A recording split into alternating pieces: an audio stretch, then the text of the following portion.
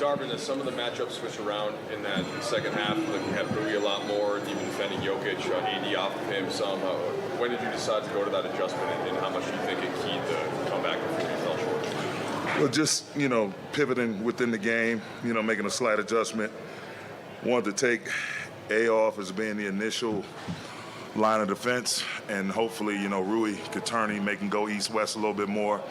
And once he went up to shoot, he shoots 70% on those floaters, those little short-range chip shots and floaters and hooks and little one-leg fadeaways. He shoots them at an amazing rate, scores them, I should say. So just the idea was just to get A behind him a little bit and have A as that big, long arm just ready to contest over the top of Rui. And so it was good for us in some segments, and we were able to, after a tough first half, giving up 72 points, claw our way back into it. I think the closest we got was within 3. But, hats off to them. They came out, they defended their home floor.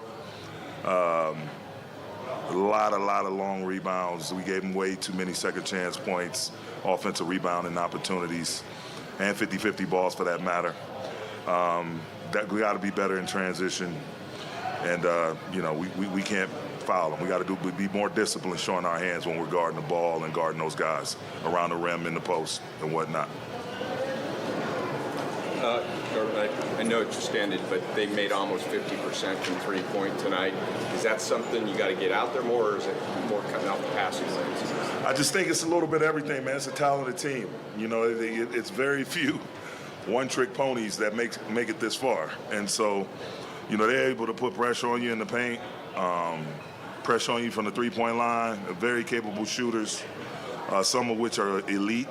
And you just got to be ready to give multiple efforts. Again, as I mentioned before the game, doing your work early, being in position when the defensive possession starts. That way we're not playing catch-up. So we'll go back and look at the film tonight, see what we need to clean up, take a good look at that second half, see what went well, try to sustain the good stuff, and alleviate and repair the bad stuff. Yeah. Darvin, you guys started Dennis. I think they ended up with, offensive rebounds on 9 of their 11 first miss shots. How did their size, especially against your smaller lineup, affect the game early? Do you think that will you reevaluate those 5? I mean, my first inclination is it's not even a size factor. It's a mobility factor. Meaning, like, bodies, we had guys, multiple bodies just standing around. No one is seeking out a hit. No one is, one person getting a hit, one person selling out, going after the basketball. A couple of times the ball just dropped to the ground and someone swooped in from their team and grabbed it. But at first glance, just coming off the game without having watched it again, that's what I feel like was happening on too many possessions where we had bodies in the vicinity of the rebound but just never put a body on their body or just made a deliberate attempt to go grab the ball.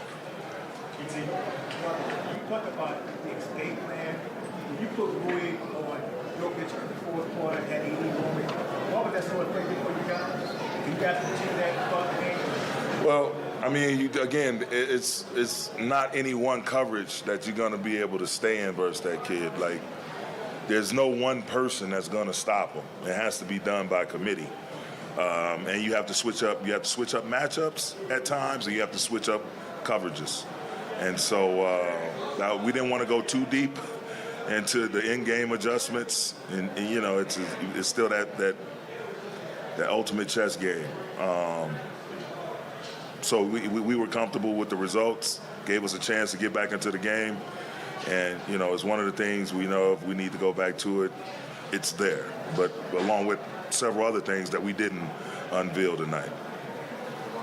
Darvin, I asked you pregame about the LeBron ball, pick and roll, kind of targeting guys. We saw that a lot during that fourth quarter comeback.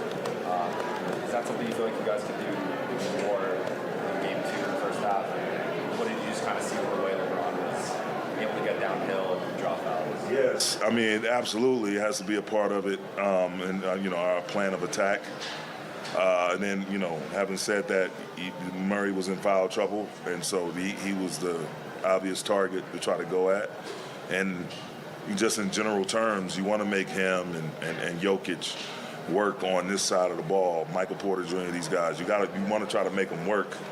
Their offensive firepower is at such a level to where, if they're only playing on that side of the ball, they're not having to exert any energy defensively, then the more energy they have to snipe you down, when they have the balls in their hands on the other side. So it's and all the while trying to stay within rhythm.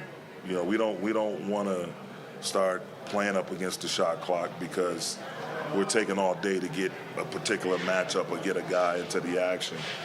The thing that has to happen, okay, if they're pre-switching or doing something like that, we just got to keep the ball and the bodies moving until we do find it. And if we do find something good without them being in the action, we have to be ready to take that too. Darvin, you just mentioned not want to play too long into the shot clock. Is that sort of your mentality looking at that LeBron 3 above the break? You guys are down 3 with 40-some seconds to go. There's time on the shot clock. But is that kind of the mentality there? It's a good shot that he's made. I don't know how many times. We're talking about the all-time leading scorer in NBA history. I have confidence in him.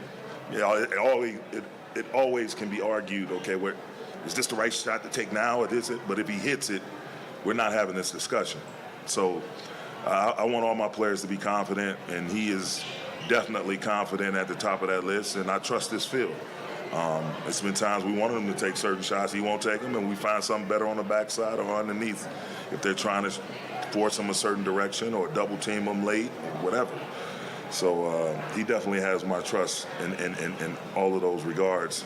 But, just in general, I thought we slow down a little bit. We were slow in a little bit in the first half. Like we got to come out running after makes and misses, pushing the pace right back at them. I thought they did an incredible job of doing that on their own behalf. Like makes, misses, Jokic can get it and go. Basically, everybody in their starting lineup can get a defensive rebound and start the break. So we have a team built of guys who have those capabilities as well, and we definitely got to execute them next time out.